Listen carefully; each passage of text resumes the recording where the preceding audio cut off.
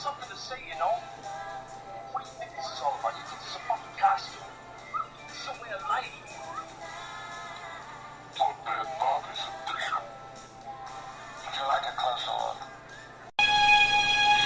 Dear Mom and Dad, I've been at a sleepaway camp for almost 3 weeks, and I'm getting very scared. Welcome to Sleepaway Camp. Someone is watching you. Hey, Mama, remote! Someone is waiting for you.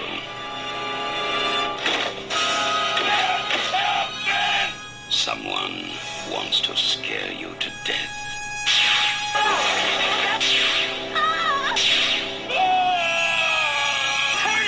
Turn the wheel! Oh my God! Sleepaway Camp. You won't be coming home.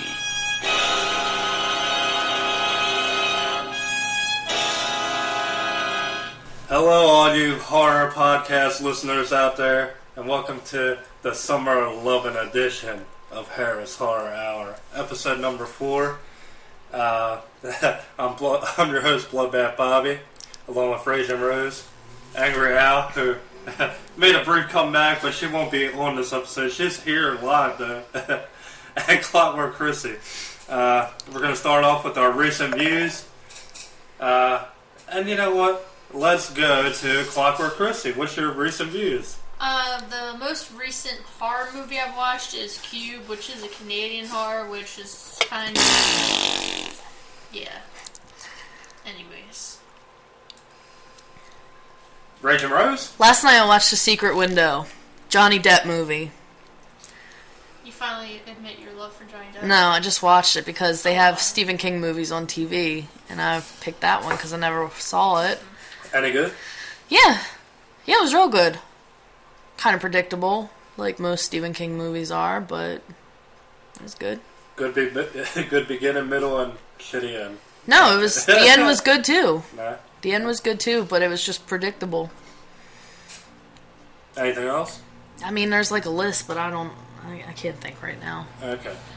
So great, I gotta be the asshole with fucking 20 movies. Yo, Alright. I was busy watching The Simpsons 12 weeks. Yeah, pretty much. Yeah.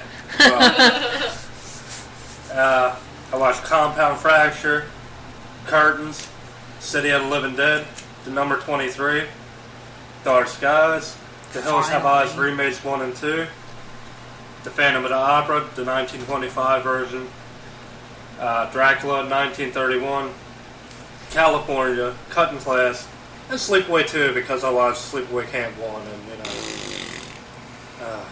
I love Pamela Springsteen in part 2. Anyway. Alright, we're going to get into our first movie review. And our first movie is Sleepaway Camp, 1983. The director is Robert Hiltzik. The cast is Felissa Rose, Jonathan Tiersten, and Karen Fields. We start out this movie with 2 kids and a dad. They're on a boat trip. An accident happens, the dad dies. And then we go to 8 years later. I wish everybody would have died. If you can't tell already, 3 sentences into this movie, Raging Rose absolutely hates it. I don't know why. I don't get it. We'll get into that. Yeah, we will. But, oh my God. Made me lose my train of thought. 8 years later, cousin Richard and Angela and the crazy mom of Richard. We see how this child's been neglected, and they go to get physicals before they go to camp. They arrive at Camp Arawak, and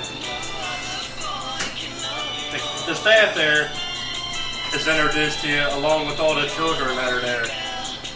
Angela's cousin Ricky, he seems to be like the alpha male, even though there are a bunch of guys bigger than him at the camp.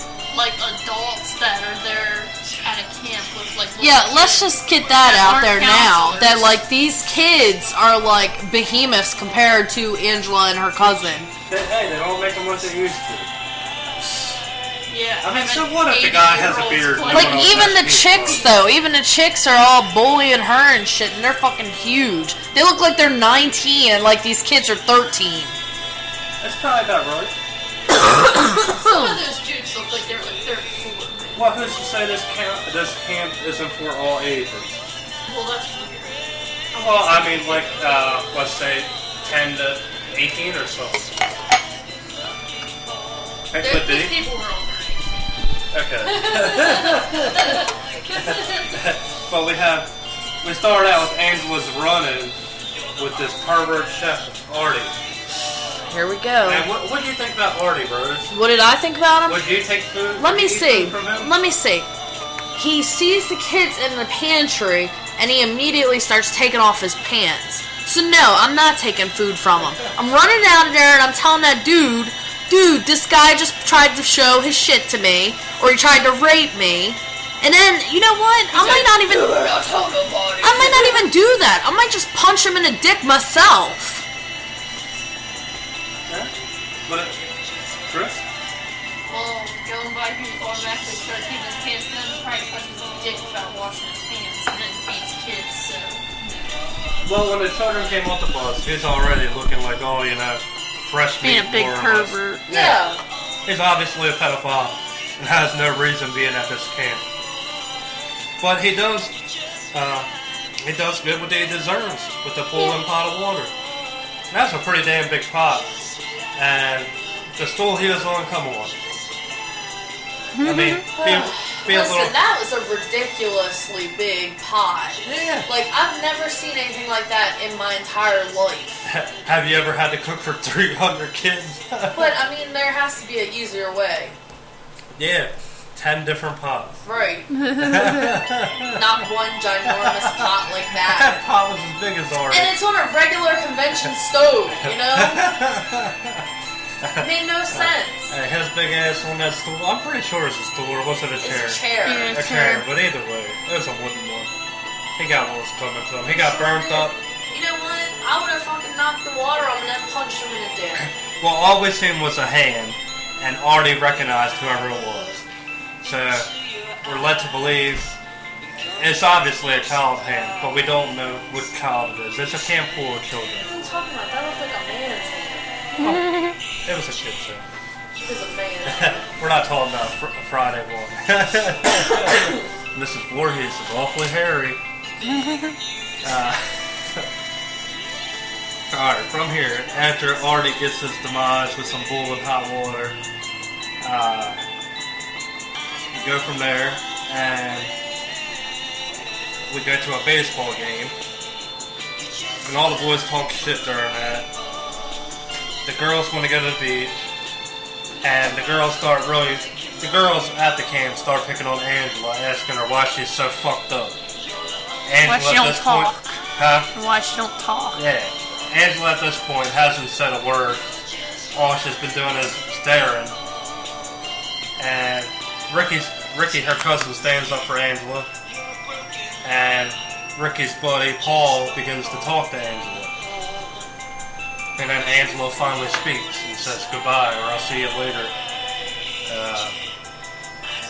I mean, it wasn't really that impactful what she said, but this is probably 30 to 40 minutes into the movie when she finally does speak. And days later from the first day. Yeah, exactly. So, she speaks.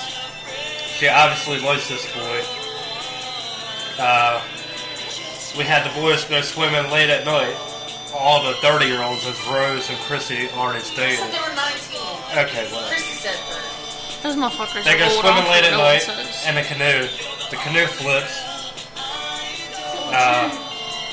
There's a boy out there with a girl. Kenny, he teases a girl about a water snake. The girl ends up leaving him. He gets killed, though, by someone he recognizes. Hey, what you doing here? Yeah. That's pretty good. Paul and Angela talk some more the next day. The camp counselor, he's starting to get an idea of who he thinks could be the person responsible for these deaths and all this stuff happening. But from there, we go into Angela. The camp counselors are doing activities with the kids like swimming, and the girl, the head counselor for the girls, I guess, questions Angela, why aren't you going in the water? Why aren't you answering me? She starts getting physical with Angela.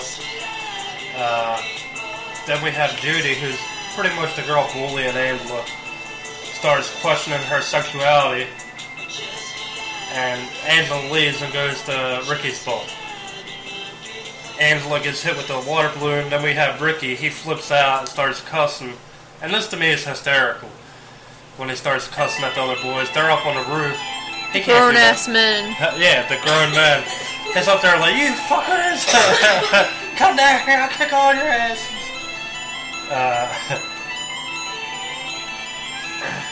But from there, after that, we have Paul, Ricky, they go to Angela's aid.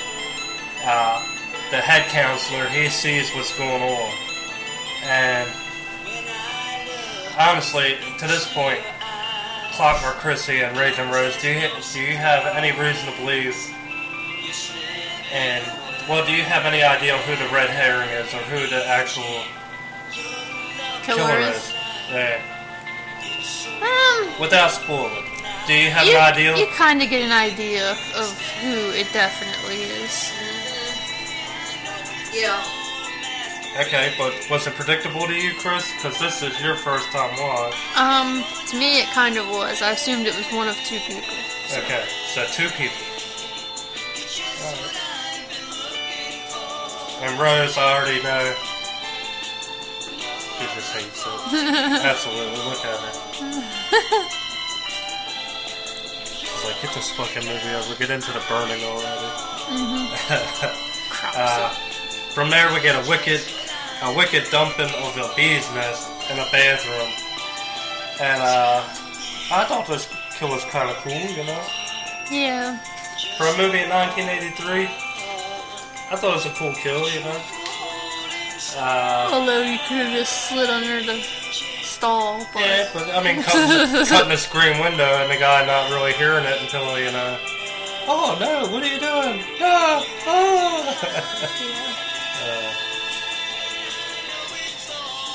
But after that, we get the counselor who finds the body of the boy Billy, the bully.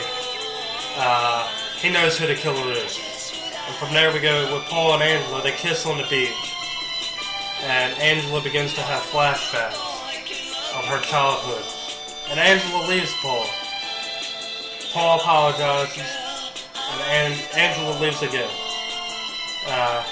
Ricky asks for Angela's help after that in the game of Capture the Flag. And while they're trying to hunt down people to capture the flag, they run into Paul and Judy. And Judy's making the moves on Paul.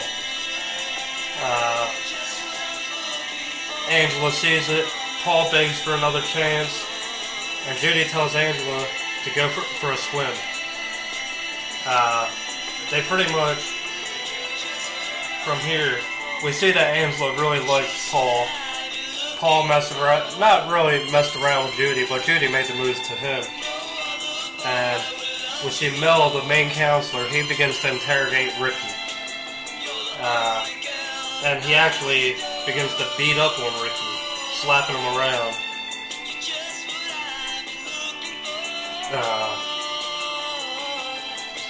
We get another counselor, Meg. She has a date. She gets stabbed in the shower. Paul begs for forgiveness some more. And Mel hunts for Meg. Meg is a younger counselor who is sleeping with the old man Mel, which is pretty fucking disgusting if you ask me. Yeah, just a bit. I mean, what do you get as a bonus? Like, don't have to pay for your camp membership I for don't the know, summer? honestly. It's pretty damn sick, but Mel finds Meg, and he says, I got to stop him. Mel beats on Ricky. As I said before, I got a little quick with the gun on that, but Mel beats up on Ricky. And Mel gets an arrow through the neck. It's you. Yeah. Paul meets up with Angela to go swimming. And he says, what about our clothes? And Angela says, take them off. And right here I'm going to stop, because it might be about 5 minutes left in the movie. And in my opinion, this reveal is one of the top 5 reveals in horror movies. That's kind of crazy. Just a bit. Raging Rose. That's all she has to say about that. All she has to say is, alright. Considering that Raging Rose don't seem to, happy about doing this movie, we're just gonna go into ratings. Okay. And Clockwork Chrissy. Don't kill me, Bob. Alright, I'm not, but we're gonna have a debate, I feel. I gave it a 3 out of 10. 3 out of 10. Because... Okay. I was expecting more than what it was. Like, I've only seen part 2, which part 2 is kind of decent. So, I mean, I was expecting more from this one. But is kind of bad. The picture broke his heart. The, Arrow makeup was pretty freaking decent, honestly. And, I have to say, the police officer that kept showing up every time a body was found, how bad his 50-cent mustache was, that it didn't even match his hair. And you could tell it was like a little tape mustache. What the fuck? Just have him without a mustache. I guess back in the 80s, a mustache defined that this was a cop. Terrible. So the special effects don't knock it up a point? Yeah, Special effect. the special effect knocked it up to 3. Alright, Raging Rose. Look, I don't like this movie. I hate this movie. I watched it 1.5 times. The first time I watched it, I was so excited to watch it because everyone, sleepaway camp. And when I watched it, I was so disgusted and just like, I couldn't believe that I wasted time on that movie that I'm never gonna get back. So like, I give this like a half. A half? A half out of 10. A half Like of 1. 0.05 out of 10. And You that's mean only because 0.5? yeah, 0.5. Stupid. 0.50 out of 10. That's only because it had a couple good kills. Other than that, you can fucking burn it. I'll never watch it again. And Bobby's crying. His heart's broke. On this Summer Loving Edition, Look, I give it an 8, and I'll tell you why I give it an 8. Do we have to listen to Yeah, it? you damn right you gotta listen. Here we go. The ending alone is like a 5. It was dumb though. You saw it coming from the last 20 minutes. Okay, And then when if you it paid comes, you're attention, just like, wow, okay, great. and if you paid attention in the beginning, you should already know. But yeah. but I don't know. Like, if they gave more of like the childhood with the aunt that's cuckoo, then sure, okay. But it is far fetched. Just a bit for me. Okay, but you rated a lot higher than Raging Rose. I did. Raging Rose just being I ridiculous. with rated- I'm everything. being ridiculous. I rated it 2.5 above her. How can you rate a movie that gets the shout or scream If factory I could treatment? give it 0, I'd give it 0. But Can I do that? Can I give it's it a a car 0? classic. I don't give a fuck what it is. It sucks. Alright, my rating's an 8, like I said. Angry Al, I know you didn't watch it, but would you give it a rating? No. Alright, so You wanna know- Angry Al wants to give it a fair chance. It's day in You court. want to know a camp movie that's better than Sleepaway Camp? The Burning. And we're going to talk about Alright, that and we're gonna get to The Burning. Bobby still needs a few minutes. Yeah, I need to defend my case, you know? This movie is 83. You think of how many different camp movies you had then. The Burning's what, 1981? I would like to think Friday that the 13th was 80. there was at least 97 camp movies that came out that year. Okay. Then All we I'm need saying to is, find them. how do you give a movie a .50 Bob, I'll just give it a 0 then. Let's just No, change no, no. it and I'll say 0. when it gives the Shout Factory treatment? You know I love Shell Factory movies, but I don't dig this I'm movie sure at they all. decided to pick a dud. Oh boy. Bobby's gonna cry tonight. Alright, I give it an 8, and we're gonna go in. I only really got one fun fact for this, and it's the original artwork for Sleepaway Camp Survival Kit, which is the box set of 1, 2, and 3, which included the unauthorized sequels, was recalled after complaints were made by the American Red Cross, and Angry Al actually has that version. Oh, good for you, Alice. Throw it out the fucking window because it's worthless. Part 2 and 3 are classics. Don't listen to them. You'll enjoy all 3. Part 2 is okay. But, I got one more fun fact. Jesus. Director Robert Hiltzy dedicated this movie to his mother. Who the fuck cares? Why would you dedicate this movie to your mother? Because she was Mrs. Voorhees. Because she gave him the $30 that took the fucking filming. And from here we go into the burning. Da-da-da. Cops.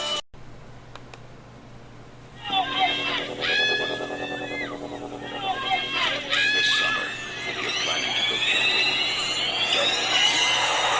If you're looking forward to midnight swims, don't. Sneak on back to the campsite. Get some matches. Build us a hot fire. Don't be wrong. And if you're thinking about being with someone when no one can see you, don't. Because this summer, A Legend of Terror isn't just a campfire story anymore. They say he smashed his way through the bunk room door, just a mass of flames. Burned alive, cried out, I will return! I will have my revenge! He lives on whatever he can catch. Right now, he's out there, watching, waiting.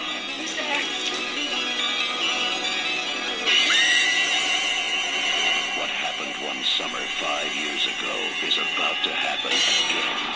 And again and again.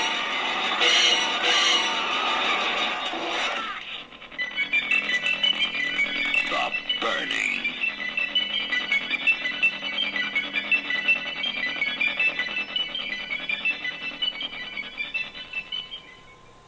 Alright, after my...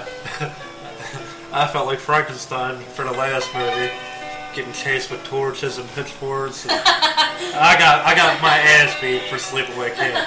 They watched it, they gave me their thoughts. I can't argue them. Because you know deep down it was terrible. I love it. It's a... Alright, The Burning. We're going on. We're moving on, exactly. We're going into The Burning, a movie made in 1981, directed by Tony Maylim, special effects by the god himself, Tom Savini. Yeah. This movie starring Brian Backer, Jason Alexander, who some of you may know as... George Costanza. Thank you. Lou David, and Leo Ayres. I don't know. Cares. Right, Ayres. Cares. The movie starts out with all these... It's about 5 boys at this camp who want to pull a prank on the caretaker at Camp Blackfoot. The caretaker being Mr. Cropsey. But the prank goes horribly wrong, and let's just talk about this prank real quick. That skull is fucking sick. That's all anybody can say when they watch that movie. Like, man, look at that skull. We need to make a replica. Yeah, they have the skull with the worms and I guess the Candles. maggots and It ants. looks like they literally cut someone's head off, put it in a box, and left it sitting on a porch in the summertime for like 3 weeks, and let all the flies and maggots just crawl on it. Okay, well they lit candles in the eyes, and I think, was it the mouth too? Like a It's just jack-o'-lantern. okay. Like a jack-o'-lantern. Alright, they set up the skull on Cropsy's little cabinet by his bed, I I don't know what guess. that was. He lives in like a shed. Yeah, but Cropsy's got all this booze around his bed, Obviously. and yeah, wouldn't you? You're a caretaker, for Christ's sake. At a camp. Life don't get much better than that. The kids start knocking on the window. Hey, hey! Cropsy's moving around. Cropsy finally sees it and pretty much shits his pants. I would say. Cropsy knocks the skull on his bed, knocks all this alcohol on the bed, lights his own self on fire. That's super smart. Yeah, lights himself on fire. Instead of stop, dropping, and rolling, he runs around for a little bit, gets outside, falls down on fire, then runs to the water, the lake, and pretty much gets the fire, extinguishes the fire. And then that's the end of the movie. It's over with. After that, we go to 1 week later at the hospital. Man, I'll show you something you ain't never seen. Never gonna forget it. And this black guy is pretty much trying to fuck with this. I guess he's a new doctor there. And he's telling him, I've been here 10 years and I've never seen nothing like this before. Just stop the impersonations. Take a look. And he takes a look. And Cropsy grabs the arm. And you can see already the special effects that Savini has put in place. The burnt arm looks so good. It does, it does. Then we get kind of like, I guess you could say the screen fades to white, kind of after that, right? Yeah. It don't fade to black, it fades to white, like, like a flash. Yeah, and then he like... But then we go from there, and we see that Cropsy's released, and the doctors there are telling him, don't blame the kids for what happened. How do you not blame them fucking little asshole kids? You're the dumbass that knocked this skull and had fire in it once you're a dead asshole. Okay, but how do you not blame the kids? If they didn't put the skull in there, it'd never happen. Well, if he just went... Calmly. He could have went back to sleep. Blew the flames out. Cropsy shit his pants when he seen that. Why? It's just a skull. It It's scared him. not dead. He was drunk. Maybe he had a flashback to Nam. Damn!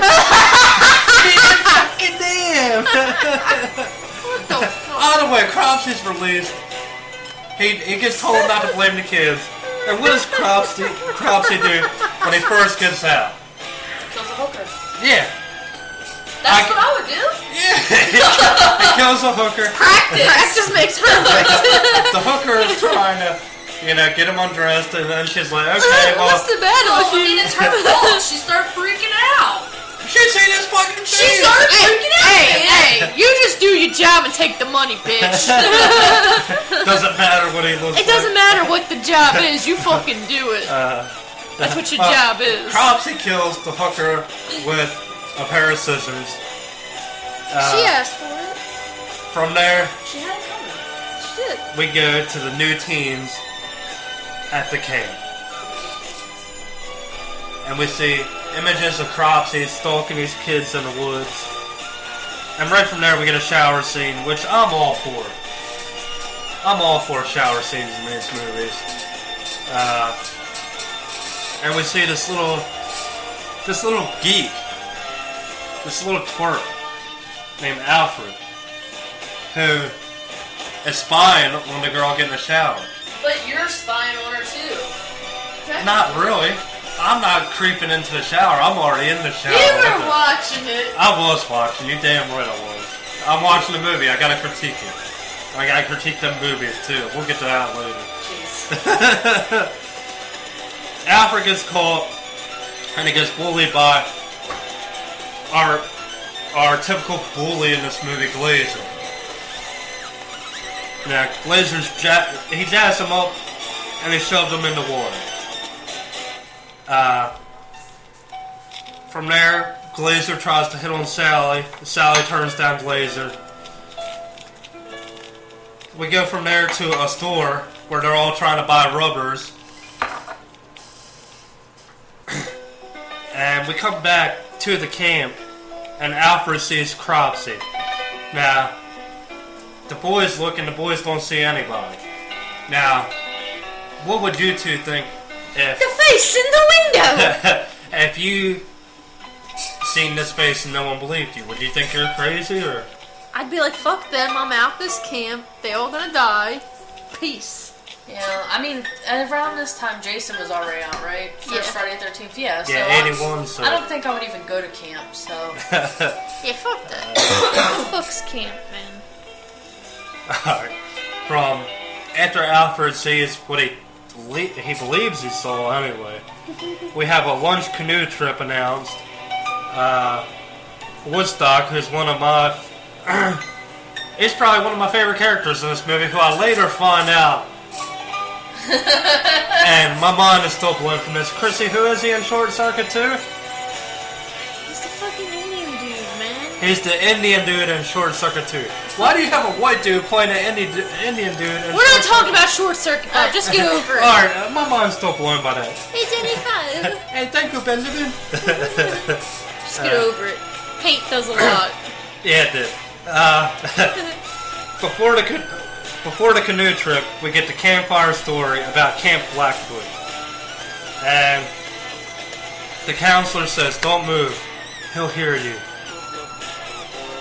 Don't breathe. I can't remember everything. I didn't even write it down. I should have. It's don't breathe, he'll hear you.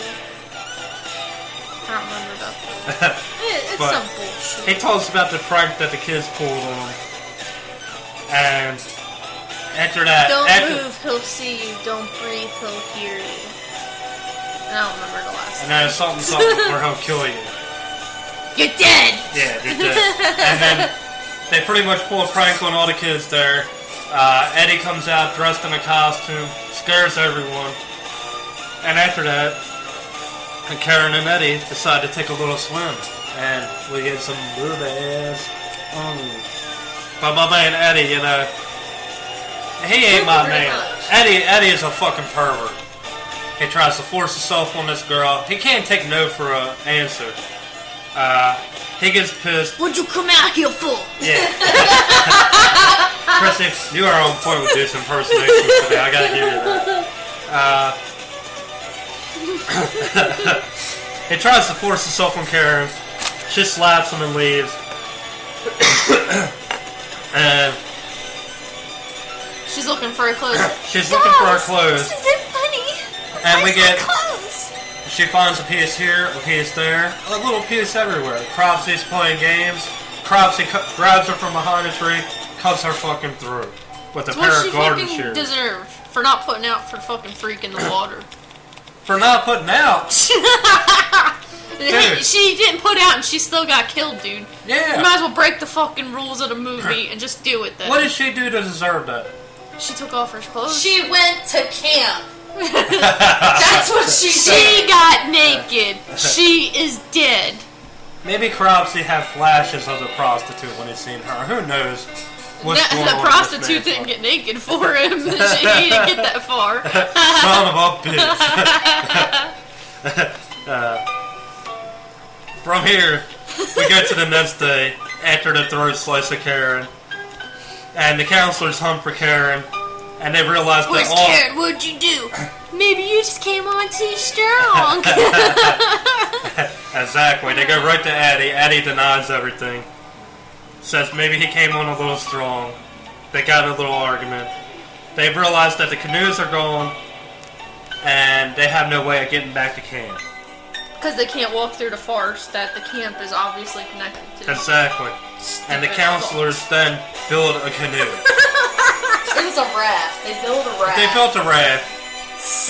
Correct? They built a canoe. They fucking they cut down a tree and fucking cut it all off and built a fucking canoe. They built Get a- out of here, they bro. built- They got canoe lessons from Pocahontas, dude. They built a raft. And Raging Rose, what do you think about this raft? The raft is fucking On point. yeah. It's great. like There's the like best raft 6 ever. people on it, you know, and they're using like tree branches and stuff. And they still had a couple of the paddles left. yeah. So they're rowing up the river. A paddle, a broom. Yeah, I They'd mean, have probably been better off with a broom. it worked. Yeah, for a little bit. Okay, but they're off canoeing, trying to get off. They're off rafting. Pardon me. The one road's jumping down my shit again. Damn. And Glazer, he's still trying to make the moves on Sally. He makes out Sally. And Alfred, of course, Creepy. he lives on. Because that's what he do. Fucking little perv. And the raft, as I said, is sent off. And they find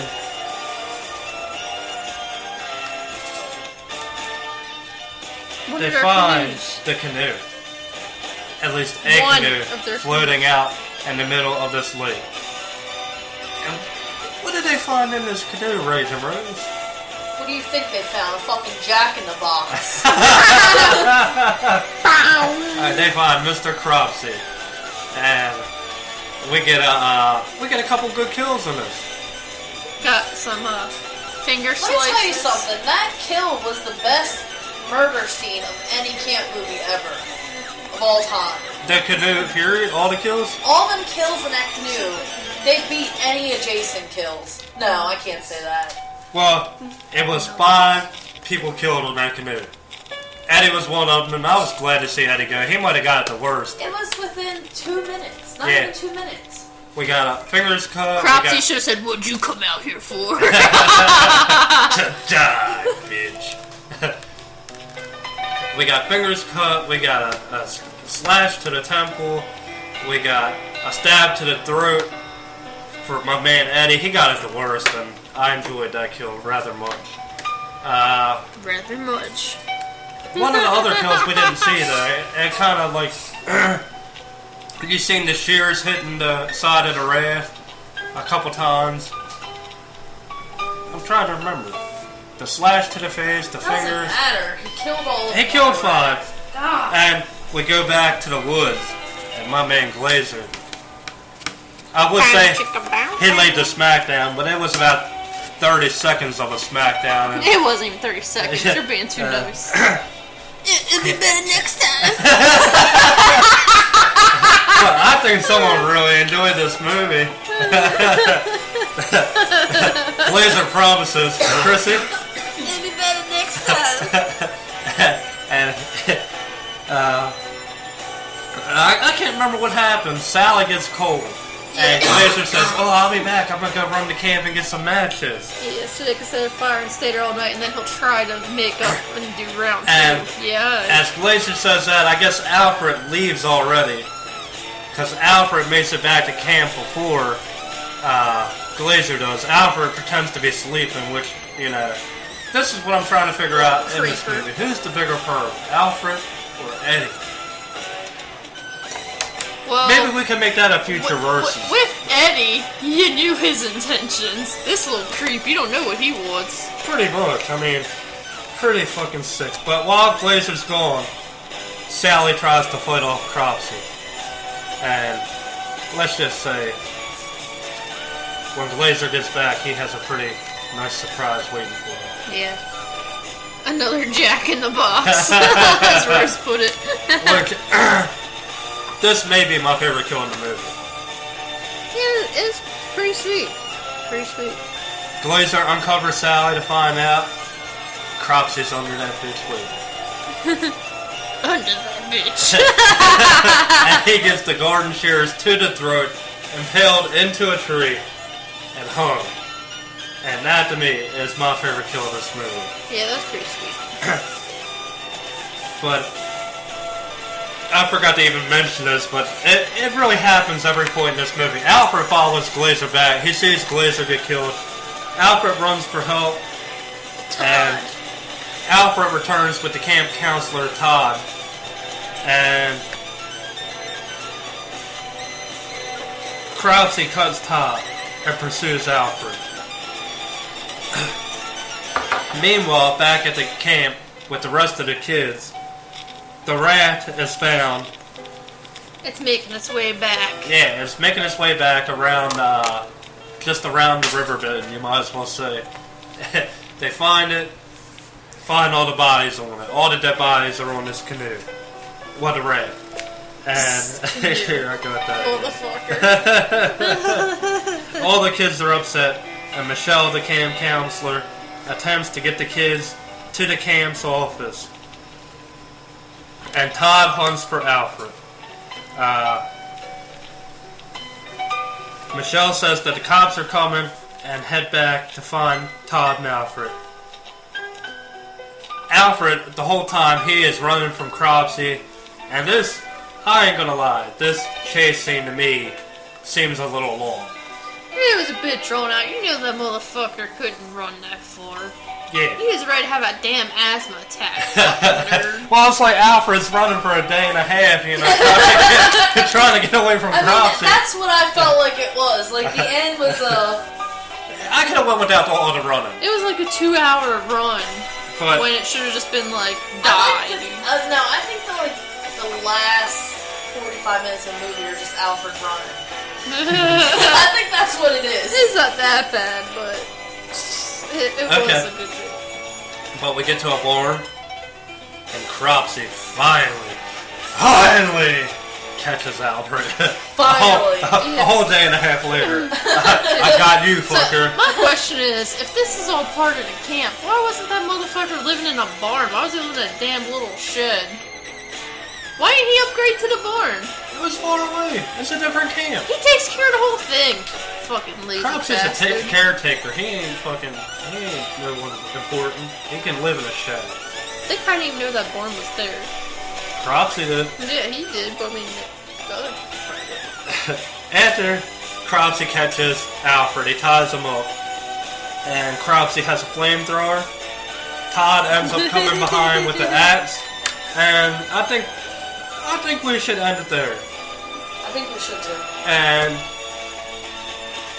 honestly, besides the 45-minute run scene of Alfred, which I didn't care for, I wanted Alfred to die, honestly. I was exhausted watching it run so much. Alright, my rating for this movie, I think I might be the highest. I'm coming in at an 8.5. And I really enjoy this slasher. This is a good movie to have a couple beers to. geek out too. Yeah. Like, I don't think it's a bad movie. I think if you, let's say you say Friday the 13th Part 1's the best camp movie ever, I think The Burning's got to be at number 2. I think I don't like the first Friday the 13th. There's other Friday the 13th that I like better than the first one, but The Burning is definitely high up there. Good. And I'm coming in at 8.5. Rachel Rose, what's yours? I give it a 9. A 9. Damn. She goes from a 0.50 to a 9. I love The Burning. I always have, ever since the first time I saw it. I think the first time I saw it was about, 5-6 years ago on FearNet, and I've loved it ever since then. Okay. Clockwork Chrissy? I actually give it an 8, because I thought it was a decent slasher/revenge type movie. The effects were pretty good, because, Tom Savini's the master. And George Costanza had hair, because it was 1981, so that's a plus for that dude. He was actually pretty funny in this. Yeah, whatever. And Angry Al comes in with the lowest score of the night, a 5. Well, not the lowest score of the night, the lowest score of The Burning, a 5. And there were some parts that were slow, and I can see why she rated it that, but my opinion's high. Like 7 days of running. Yeah? And that music just makes you want to go to sleep. Maybe And Alfred- then you can take a 45-minute nap and wake up, and Alfred's just 10 feet further than what it was before you fell asleep. Well, do you think if Alfred had a Walkman on, or maybe they had like the score? I love the score for this movie, by the way. And maybe Alfred was listening to like Bryan Adams' "Run to You." Was that out in '81? Hey, I'm here. I think he would have been running fast if he was listening to that. What the fuck? Cropsy would have never called him. Now, hey, you guys tear me up, dig into me about them Forrest Gump references, but Alfred just felt like running.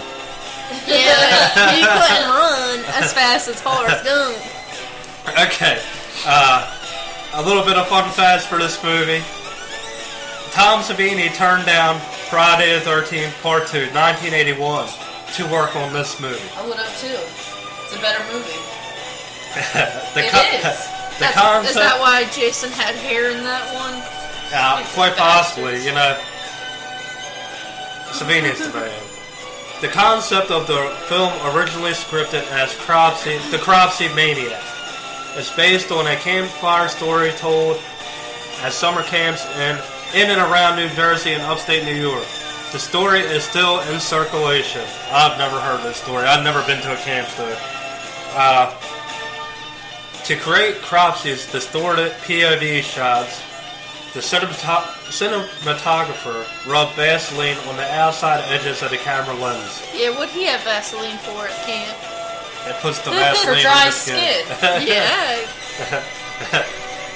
I know somewhere he probably had dry skin in it. Come on, man. Another fact is Tom Savini was not particularly happy with Cropsy's burnt makeup, as he was only given 3 days to work on it. And we'll give you one more. The feature film debut of Jason Alexander, George Costanza, Fisher Stevens, and Holly Hunter. And from here, we will be going into... Well, do you ladies have any notable mentions for this movie? I can't think of anything. I would say if you watch this and you like this, then you're obviously going to like, the Friday the 13th. Sleepaway Camp. Go ahead.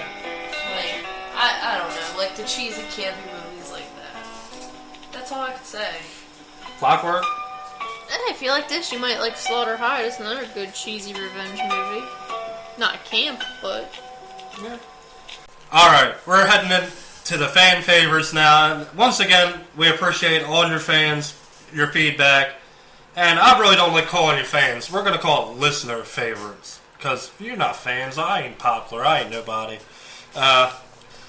Gabe O'Hara rated Sleepaway Camp a 10 and The Burning a 10.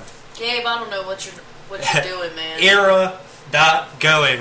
Goins, I don't even know. Goins gave Sleepaway Camp a 10 and The Burning a 10. Emily Hiltzig gave Sleepaway Camp a 10. Paul McCrow gave Sleepaway Camp a 10 and The Burning a 10. And Sleepaway Camp fan page, I think you could tell what they're going to give Sleepaway Camp, Rose. A 10. And The Burning There's a fucking a fan 10. page for it. And once again, we didn't get no feedback for the top 5 vampires, but feel free to leave anything you want to leave on our pages. We're open to suggestions on what we could do better, on any top 5 reverses categories that you'd like to hear us give our opinions on. Or movies you would like us to view and rate. Yeah. So feel free to leave any kind of feedback. Just not Sleepaway Camp ever again. Please Well, don't. you got 4 more in that series, so... We're not doing sequels. We'll get Fuck to them that. one day. The Summer Lovin' Edition Part 2. Alright. And once again, thank you all for leaving your feedback. A man of faith holds the cross. He is blessing the water he's about to toss. The Count's humanity was proven to be fake. Stab him in the heart with a wooden stake. Don't look into his eyes or you'll become a slave of his desires. Now these are the Harris Horror Hour's top 5 vampires. Okay, now we're going into the top 5 vampires. My number 5 is Jerry Dandridge. Fright night. My number 4, Count Orlok from Nosferatu. My number 3, is Dracula Christopher Lee. Number 2 is David from the Lost Boys. And my number 1 is Bela Lugosi's interpretation of Dracula. We're going to go to Angry Al's top 5 now. Her number 5 is Martin from George Romero's Martin vampire movie, I guess. I've never seen it. 1992's Dracula, Bram Stoker's, with Vlad the Impaler, Gary Oldman. Number 3 is Dracula, 1931, Bela Lugosi. Number 2 is Lestat, Tom Cruise as Lestat. And number 1 is David from Lost Boys, Kiefer Sutherland, Rose's favorite. Clockwork Chrissy. Alright, this was like super tough for one. Yeah. My number 5, I chose David from the Lost Boys, but he's also tied with Louis and Lestat from Interview with a Vampire, because that was too hard to narrow down. Number 4 is Spike from Buffy the Vampire Slayer, because he's awesome. I also had that tied with Akasha, Aaliyah, because Bobby did mention her, made me think about that, from Queen of the Damned, and also Blade, because Wesley Snipes kicks ass as Blade. Number 3 is Christopher Lee as Dracula. Number 2 is Eric Northman from True Blood, of course. I love him. Hold on. Teacup Humans. You didn't pick God. No, I didn't pick Philip, that piece of dead, bloody gunk. So Christopher Lee's number 3. Eric Northman is number 2. And I chose Gary Oldman from Bram Stoker's Dracula, Vlad the Impaler, as number 1. That is my top 12. Yeah, kidding. top 27 for Christina. I like vampires, dude. What? Fuck. Raging Rose? Fight me. Well, I have to say I agree with Christy. This was a very, very tough task. My number 5 is Michael from the Lost Boys, Jason Patrick. Piece of shit. He's only a Dracula for about 30 minutes. Dracula. Dracula. He's only a That's a new vampire. word. Dracula. Just because he is just beautiful in that movie. Number 4 is Jerry Dandridge. Number 3 is Gary Oldman's, Vlad. Number 2, of course, which is my number 1, wasn't my number 1, this would definitely be my number 1, is Brad Pitt as Louis. And number 1 is, of course, the greatest actor of all time, and his name is Christopher Lee. Alright. So, a couple that showed up on everyone's list was Christopher Lee. Well, all except Alice's, but we all have someone from the Lost Boys. We all have a Dracula. Yeah, a different all have version. a Lost Boys. But I want to give a little love to a couple notable mentions, because I didn't do 11 like Christina. Edward's one of your notable mentions, isn't it? It's the sparkles. They're intoxicating. I gotta give it up for my lady, Satanica. Boom, boom. Boom, boom. Boom, boom. And Blackula. What about when Tom Savini turned into a vampire? The sex machine? Cheech.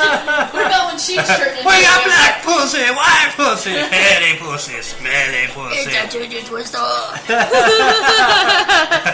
Well, that is it for our top 5 vampires.